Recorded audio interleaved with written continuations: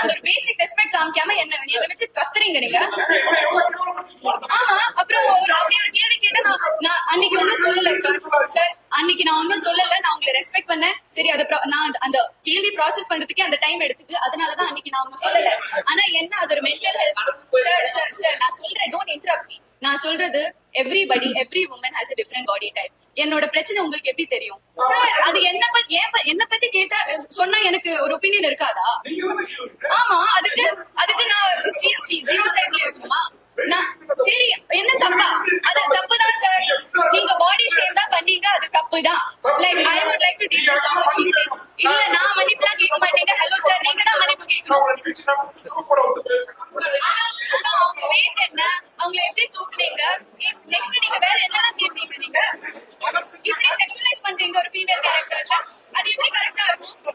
என்ன வெயிட், அது நீங்க இங்கிலீஷ்ல கேட்டீங்க, என்ன வெயிட்னு. என்ன, எனக்கு தமிழ் தெரியாது, நான்